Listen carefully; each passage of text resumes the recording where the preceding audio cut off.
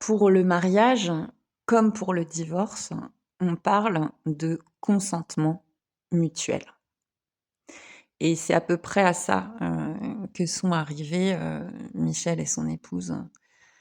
Heu, i le divorce était donc sur le point d'être acté et Michel est mort avant.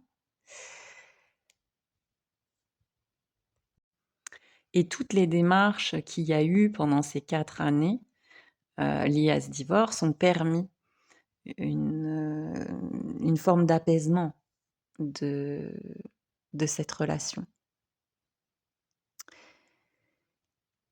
Et il y a un autre mot qui m'a aidée pendant toute cette période et puis même, une fois que Michel est mort, toute la période qui a suivi, c'est le mot service. Ce mot, c'était un pilier. Ce mot, ça donnait du sens à l'obéissance et je crois que c'est important d'honorer le besoin de sens de Kiki. J'en ai déjà parlé, dans une vidéo qui s'appelle «Si la vie n'a aucun sens», 3 petits points, qu'est-ce qui nous empêche d'en inventer un? Donc toujours ce cher Lewis Carroll.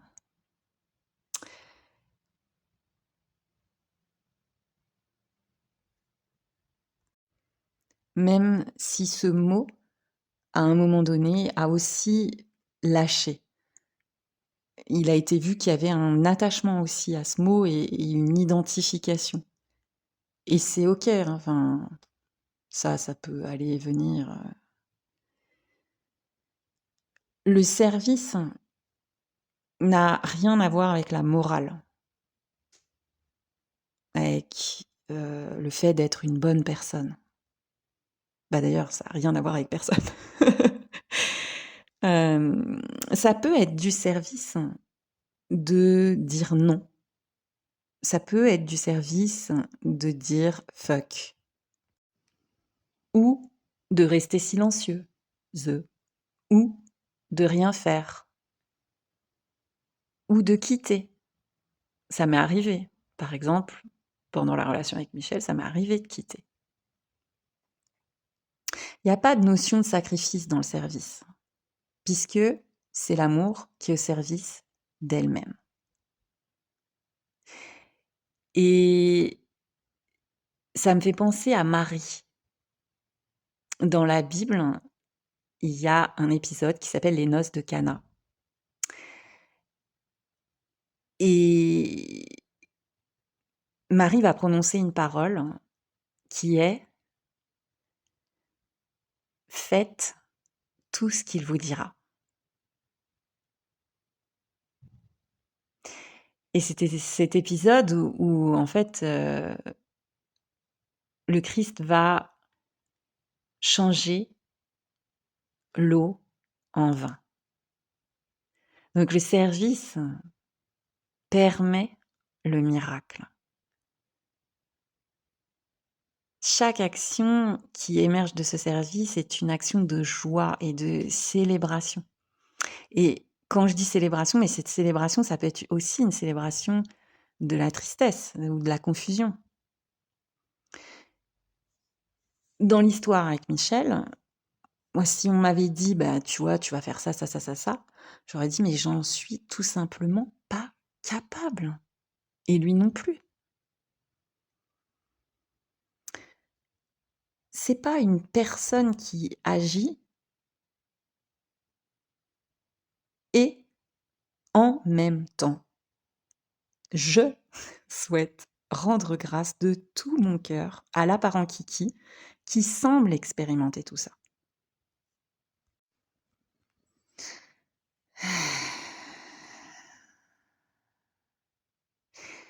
Il y a eu perception apparente, sans que Michel m'en parle, au début de notre relation, d'un ressenti d'abus sexuel, que Michel m'a confirmé. C'est-à-dire que son père avait commis des actes d'inceste et de pédophilie.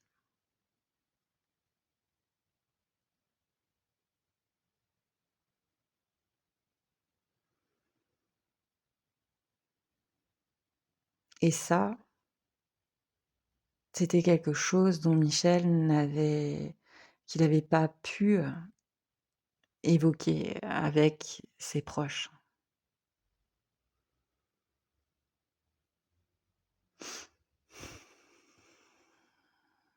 Donc il y a eu un accompagnement pour que ça puisse se vivre, pour que ça puisse être déposé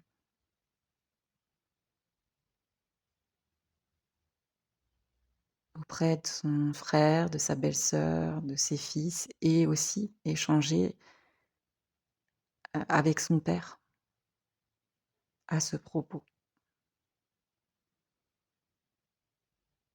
Et c'est comme si Vera était à la fois impliquée et désimpliquée, comme un témoin énergétique, spirituel.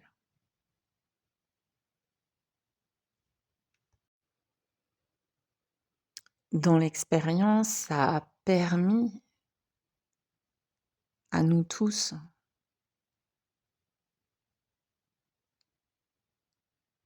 une forme de reconnaissance de la compassion que nous sommes.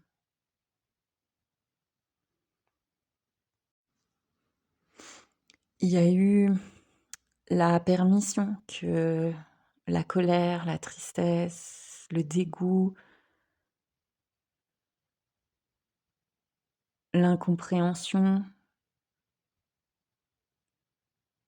se vivent à l'air libre. Je me souviens d'une impro en atelier clown.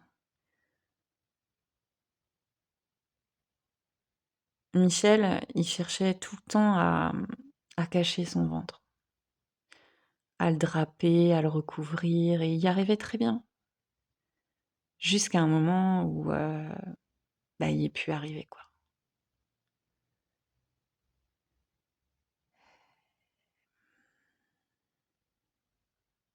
Où son ventre était gros comme une montgolfière. Et et dans ce jour-là, à l'atelier clown, il a exhibé son ventre pendant une impro. En fait, il l'avait maquillé et son maquillage, c'était comme une sorte de monstre avec une bouche grande ouverte. Et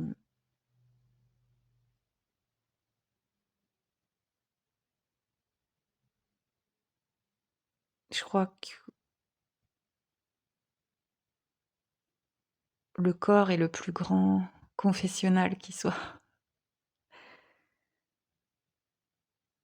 Ça a été un choc pour le groupe de clowns et une libération aussi. Il a osé dire l'indicible dans un endroit aussi où c'est sécurisé, où c'est contenu. L'amour, l'art de l'amour, l'art permet cela.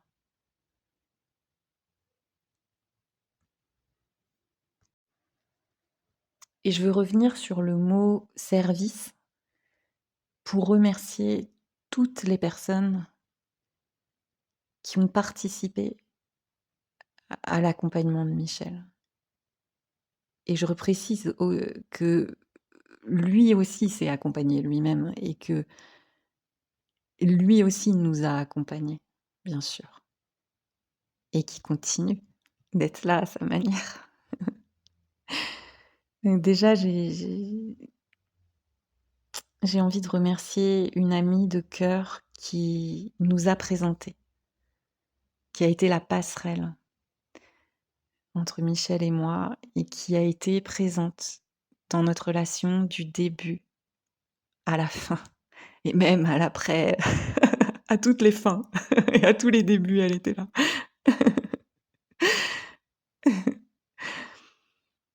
Mmh.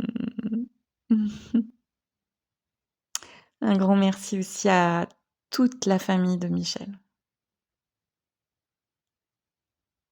Mmh. À ses fils,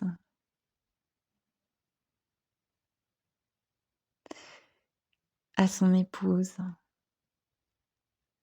à son frère, à sa belle-sœur, à ses nièces, à ses neveux, à son père. Donc eux aussi, ils ont été là, soit à distance, soit plein de fois, ils se sont déplacés. Mmh. Et gratitude à ma famille. Mmh. Il y a pas ma, ta, mais bon, c'est une façon de parler, tu vois? Mes parents, mes frères,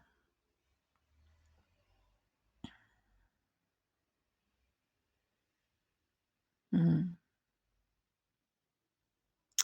ma belle-sœur, ma famille plus éloignée, mais qui je vais pas tous les citer, mais qui étaient quand même là.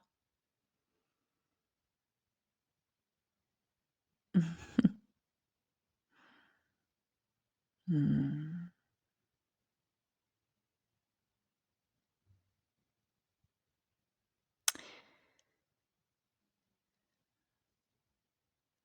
À tous nos amis qui ont partagé de leur énergie, de leur douceur, du trésor de leur cœur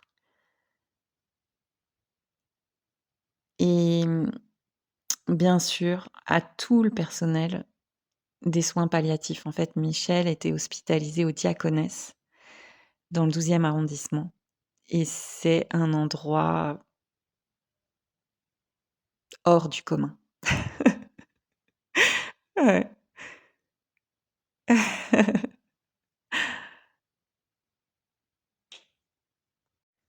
Le mot qui me vient pour décrire cette expérience, c'est le mot épopée. En plus, j'aime bien ce mot. Épopée? J'ai l'impression, par exemple, quand on était dans ce lieu des diaconesses, en plus, ce qui est génial, c'est qu'il y a un jardin, en bas, donc moi, je sais que je me ressourçais beaucoup dans ce petit jardin. Puis tu rencontres plein d'autres familles, en fait, d'autres patients aussi. Moi, des fois, j'allais dans les chambres d'autres patients, je mettais mon nez, j'allais tchatcher avec eux. J'avais l'impression qu'on était comme dans un grand bateau et dans ce bateau, bah, il pouvait y avoir des tempêtes, mais il y avait aussi des fiestas, tu vois? Et ah,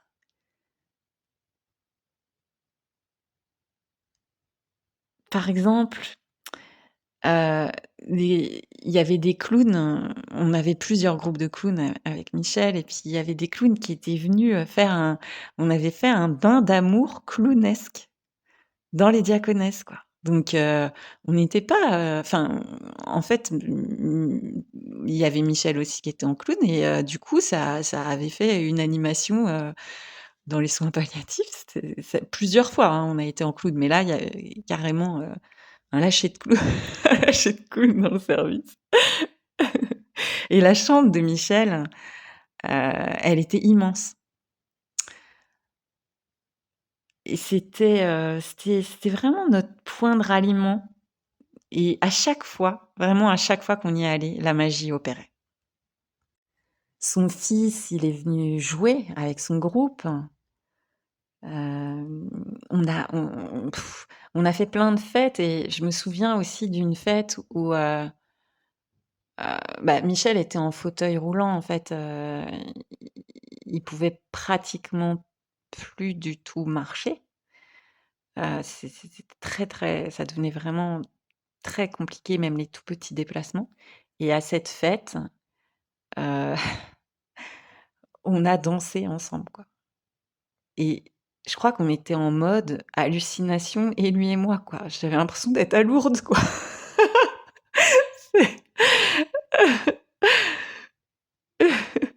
Enfin, 2 secondes avant, tu m'aurais dit: «Tu vas danser avec lui», j'aurais fait: «Non mais hé».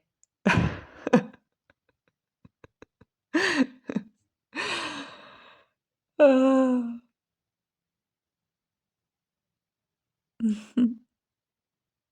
Et à la toute fin aussi, tout laissait entrevoir qu'il allait partir, d'une minute à l'autre et je sais pas, enfin, il y a eu un truc comme j'ai eu comme une inspiration, je lui ai dit: Mais ça te dirait pas qu'on aille voir ton fils jouer en concert?»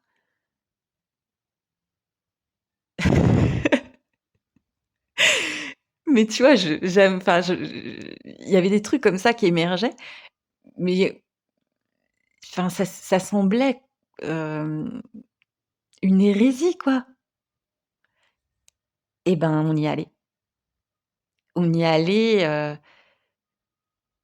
le personnel des soins palliatifs, ils se mettent en 4 quoi. Quand tu as un projet, si tu dis: «Bah, et si on faisait ça?» eux, ils te suivent à 2000. Ils disent: bah, ouais, on vous suit, quoi». Puis ils disent: «De toute façon, même si au dernier moment» ils ont l'habitude, quoi. «Si au dernier moment ça s'annule, bah, ça s'annule». Heu,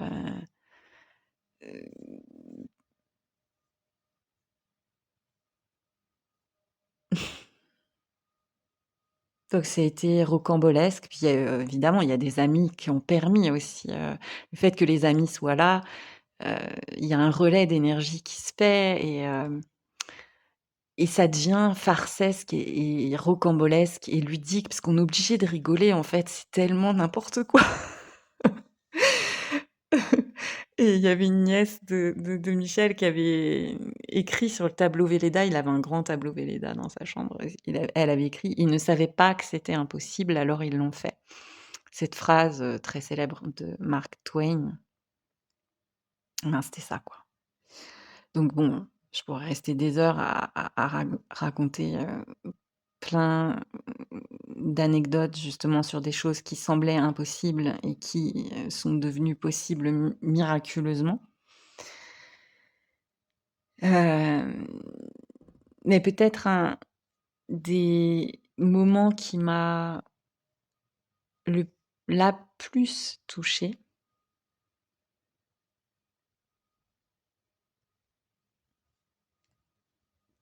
c'est le jour des funérailles.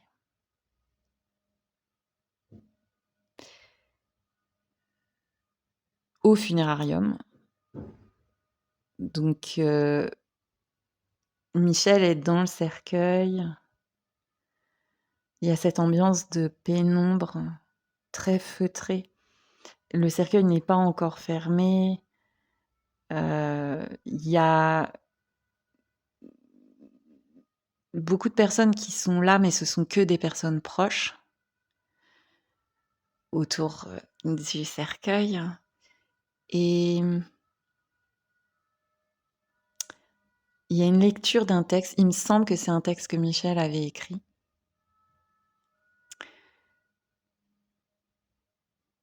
et on lit en fait ce texte. Il y a mon voisin qui vient de frapper à la porte. Il y a eu une petite interruption. Donc je sais plus trop où j'en étais, mais si j'en étais, que voilà, qu'en fait on a lu le début de ce texte avec l'épouse de Michel. Au-dessus du corps de Michel, on tenait toutes les 2, chacune d'un côté du corps de Michel, la une bougie, tout en lisant ce texte. Après, il y a des amis qui ont pris le relais, qui ont lu la suite. Hem, mais ouais, ça a été, un des plus beaux cadeaux. Mmh, j'avais vraiment souhaité que Michel reste en contact avec son épouse et puis que, ben, cette réunion se vive, d'une façon ou d'une autre et ça s'est fait, ce jour-là. au moment où il y a plus d'attente, le miracle se produit.